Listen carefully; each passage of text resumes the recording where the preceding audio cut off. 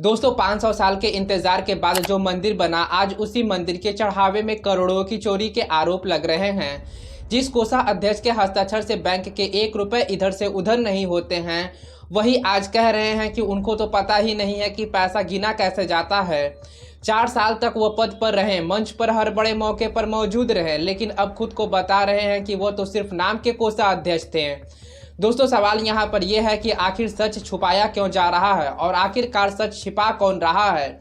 इन सभी की चीज़ों की हम डीप में एनालिसिस करने वाले हैं, लेकिन उससे पहले हम आपसे एक रिक्वेस्ट करने वाले हैं कि दोस्तों अगर आप हमारे चैनल पे नए हैं तो वो सब्सक्राइब वाली बटन दबाइए और वीडियो को लाइक करके वीडियो को अंत तक देखिए कि आखिरकार यह पूरा मामला क्या है कोषाध्यक्ष जी का। तो आइए वीडियो को शुरू से हम लोग शुरू करते हैं। दरअसल दोस्तों राम मंदिर ट्रस्ट में चढ़ावे और चंदा को लेकर जो विवाद पिछले 1 महीने से चल रहा था, वो अब एक और बड़ा सवाल में बदल चुका है। आखिरकार मंदिर के पैसे, सोना चांदी और जेवरात का हिसाब कौन रखता है और गड़बड़ी हुई है तो जिम्मेदार आखिरकार इसका कौन है। यह पूरा मामला 7 जून को तब सामने आया जब समाजवादी पार्टी के अखिलेश यादव ने पहली बार राम मंदिर के चंदे को चोरी की तरफ इशारा किया।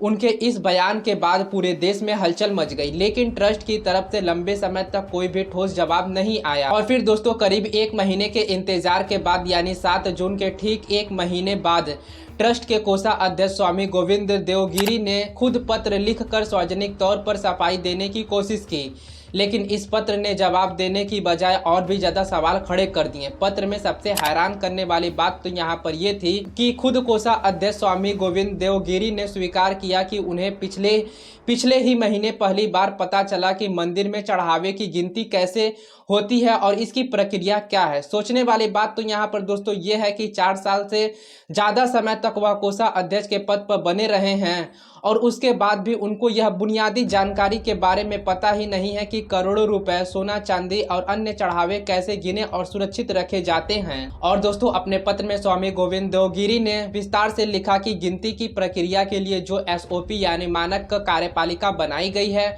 वह स्थानीय न्यायाधीशों बंधुओं ने भारतीय स्टेट बैंक के साथ मिलकर तैयार की है और यह प्रक्रिया उन्हें सीधे कभी नहीं दिखाई गई है।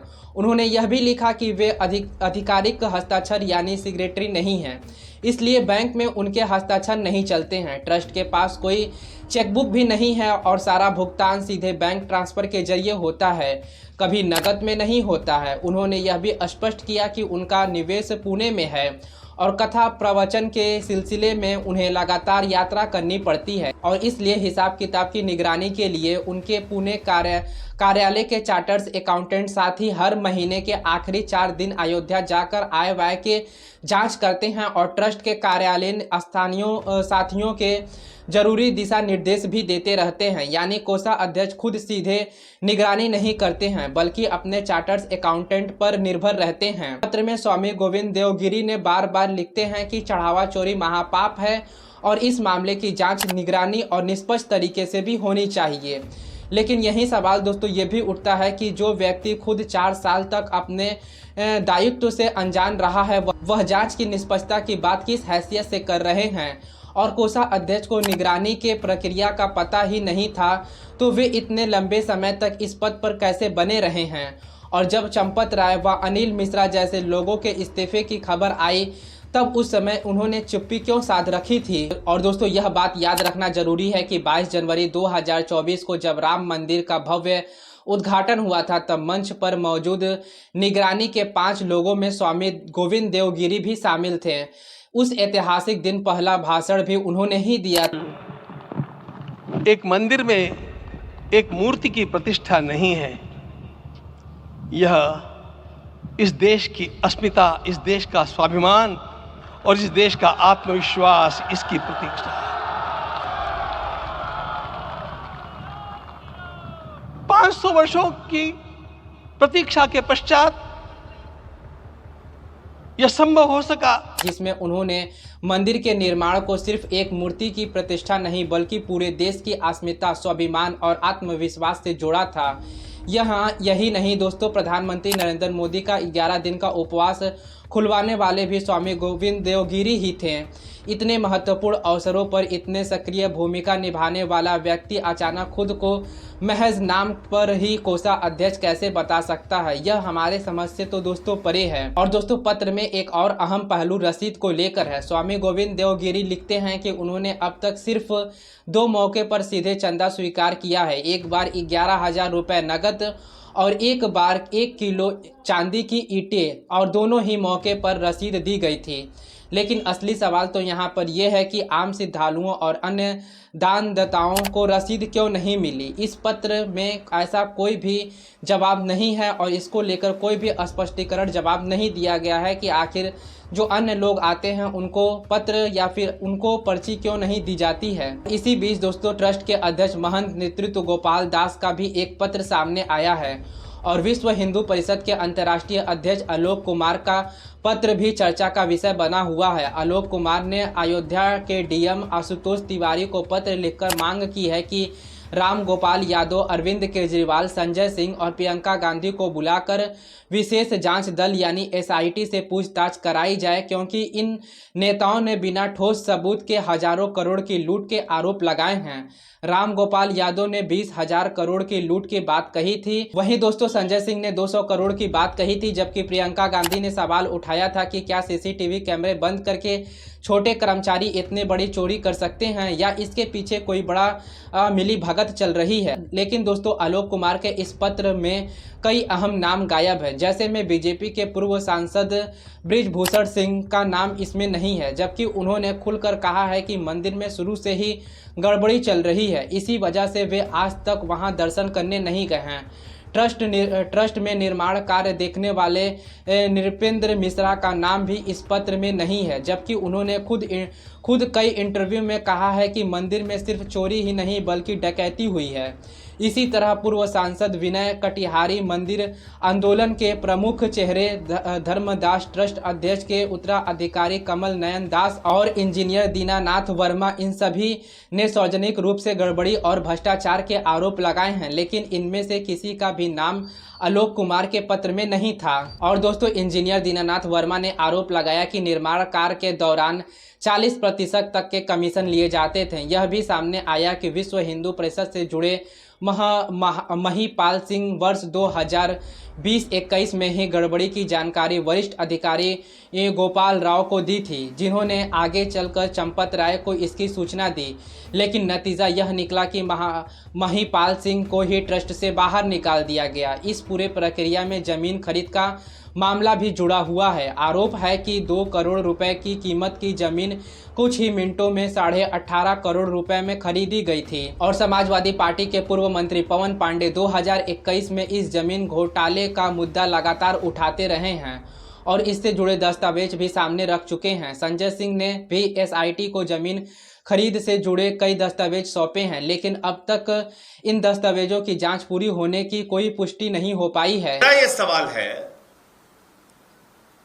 कि देखिए चोरी कई प्रकार की होती है। धन की चोरी हो गई, जमीन के नाम पे चोरी हो गई, आभूषणों की चोरी हो गई,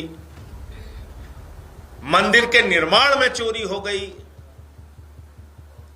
और 40% कमीशन की बात आ गई। और तो और प्रभु श्री राम की पादुका चोरी हो गई, हार चोरी हो गया, शिलाएं चोरी हो गई, यहां तक कि एक पूर्व गृह सचिव का कल बयान आया, 1 किलो सोने से लिखित पवित्र रामचरितमानस चोरी हो गई, उसका भी पता नहीं, उसकी कोई रसीद नहीं मिली अब तक। गृह सचिव महोदय बार बार अनुरोध करते रहे, नहीं मिली रसीद उनको। लेकिन मुझे हैरानी है कि इतने सब कुछ के बावजूद अपने आप का हिंदुओं का दुनिया का सबसे बड़ा संगठन कहने वाला विश्व हिंदू परिषद और उसके अंतर्राष्ट्रीय अध्यक्ष आलोक कुमार जी वो इन सारे मामलों से अनभिज्ञ है। और दोस्तों इसके अलावा भगवान राम की पादुका हार और कुछ पवित्र शिलाओं के गायब होने की भी बात सामने आई है। एक पूर्व गृह सचिव ने बताया कि 1 किलो सोने से बनी रामचरित्र मानस की प्रति भी गुम है, जिसकी बार बार मांगने के बावजूद अब तक कोई रसीद नहीं मिली है। फिर दोस्तों मुख्यमंत्री योगी आदित्यनाथ 19 जून को ट्रस्ट अध्यक्ष महंत नेतृत्व गोपाल दास के जन्मदिन समारोह में अयोध्या पहुंचे। वहां मंच से उन्होंने कहा कि राम मंदिर से जुड़े लोग कभी बिके नहीं। भगवान राम का भव्य मंदिर बनाना ही एकमात्र संकल्प था और धर्म के लालच में किसी ने धर्म नहीं छोड़ा है। साथ ही उन्होंने इस मुद्दे पर बयानबाजी ना करने की सलाह भी दी है। राम का भव्य मंदिर बने एक ही संकल्प था, अपनी चिंता नहीं थी।